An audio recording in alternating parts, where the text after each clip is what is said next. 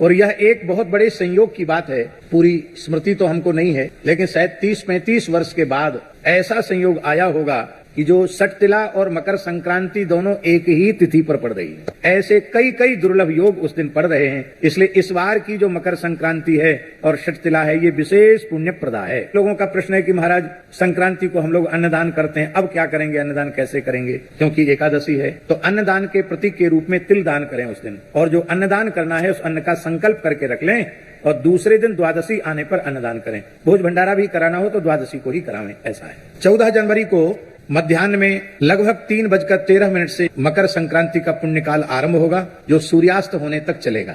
वैसे संक्रांति में भी विशेष रूप में मकर संक्रांति के अवसर पर समुद्र स्नान की बड़ी महिमा है। संभव हो तो तापी सिंधु संगम में, और उतना संभव न हो तो केवल समुद्र स्नान करना बहुत ही पुण्यप्रद है, ऐसा समझना चाहिए।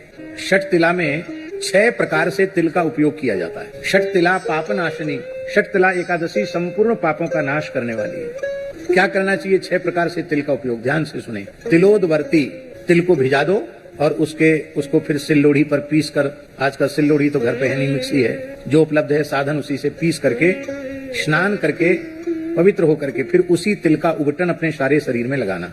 उस उबटन के 3 भाग करना, एक भाग मस्तक से लेके वक्षस्थल तक लगाना, दूसरा भाग हाथ धो करके फिर नाभि से लेके कमर तक लगाना, तीसरा भाग पैरों पर लगाना।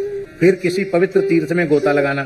तो कैसे, तिल स्नाई, या तो लोटा में तिल डाल दो स्नान करो, अथवा थोड़ा तिल छोड़ दो जमुना जी गंगा जी में, फिर गोता लगाओ।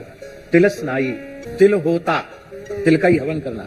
और तिलोदकी, तिल हाथ में लेकर के पितरों का तर्पण आदि करना, तिल लेकर तिल से ही तर्पण करना। देवर्षि पितृ तर्पण तिल से ही करना। यद्यपि तर्पण में तिल की अनिवार्यता है, लेकिन छठ तिला को विशेष रूप में। तिल भूख, तिल का ही भोजन करना, तिल खाना।